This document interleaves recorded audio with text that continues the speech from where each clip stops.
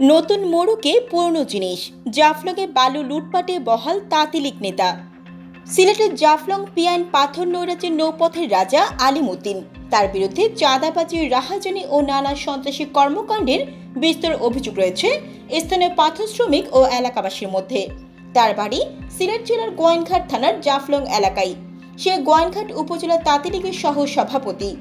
জাফলং ও পিয়ান নদীতে চলাচলকারী পাথর বালুবাহী শত শত নৌকা ও বলগেট থেকে নিয়মিত চাঁদা আদায়ের পাশাপাশি পাথর ও স্টোন ক্রাশার মালিকদের কাছ থেকে বকরা আদায় তার ও তার চক্রের নিত্য নৈমিত্তিক কাজ।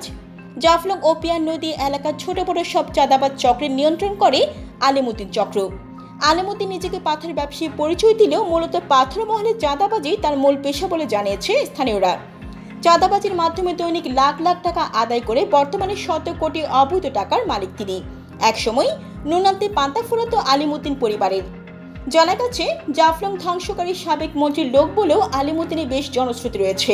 এদিকে গত 5 আগস্ট আওয়ামী লীগ সরকারের পতনের পর আলিমউদ্দিনের অপরাপর সহযোগীরা পলাতক হলেও স্থানীয়ভাবে আলিমউদ্দিন প্রভাবশালী হওয়ায় স্থানীয় কয়েকজন কথিত বিএনপি নেতা শেল্টারে উদ্দিনের বাহিনীর কোনো ধার ধারছে না, এমনকি মানছে না নির্দেশনা। তার ক্ষমতা বলে জাফলংয়ের ইসিএ জন পরিণত হয়ে উঠেছে বালু লুটের মহোৎসবে।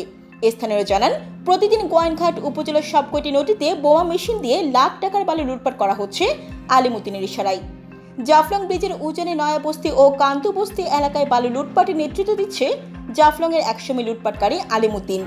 পূর্বে স্থানীয় আওয়ামী লীগের নেতা শেল্টারে তারা প্রতিদিন নদীর উজান এলাকা থেকে প্রায় 15 লাখ টাকার বালু লুট করত। এখন স্থানীয় বিএনপি নেতাদের শেল্টারে আলিম বাহিনীকে প্রতি বালুর ফুট হিসেবে 2 টাকা হারে চাঁদা দিতে হচ্ছে। 2000 থেকে 6000 ফুট ধারণ ক্ষমতার নৌকা ভর্তি করে বিক্রি করা হয় এসব বালু খেকোদের দাপটের কারণে ভয়ে মুখ খুলতে পারছে না জাফলং বাগানের খাসিয়ারা ও কান্দু বস্তির বাসিন্দারা। জান্নাতুল আফসানা, নিউজ ডেস্ক।